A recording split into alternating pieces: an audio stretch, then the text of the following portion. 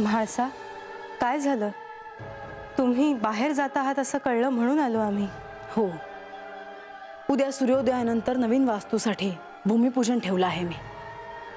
आणि हे कुणालाही न सांगता गडावरून कुठेतरी निघून गेलेत.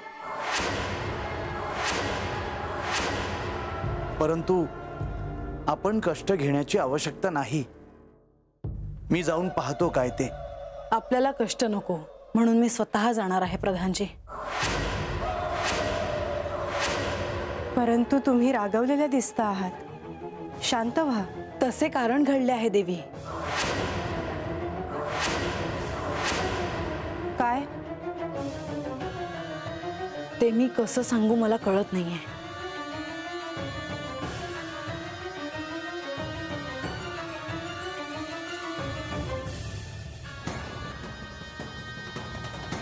काय झाले? देवी, मला भानूचा दागिना सापडला आहे. परंतु हे कसं शक्य आहे?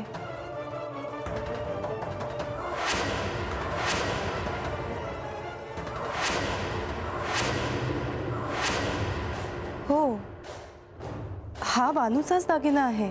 आता मला काय तो सोक्षमोक्ष लावायचाच आहे. आणखी एक गोष्ट सांगायची आहे देवी. तुम्ही गडावरून पाहिलं तर बानूच्या वाड्यात प्रकाश आहे. मी तर तो वाडा बंद करून टाकला आहे. आपण ह्यांच्याशी बोलूया. ह्यांना ठाऊक असेल काहीतरी. आणि म्हाळसा, मी तुमच्या सोबतच आहे.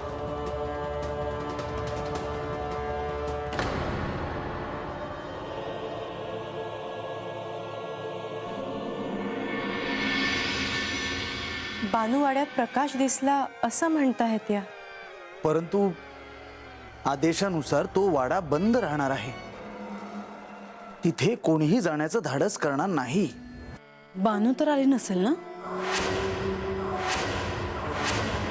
देवी, ते कदापि शक्य नाही.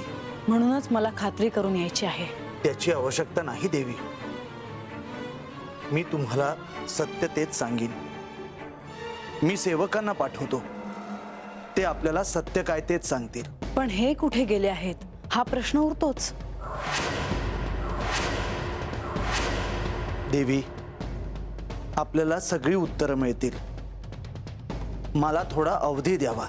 मला वचन द्या की माझ्यापासून कोणतीही गोष्ट लपवली जाणार नाही.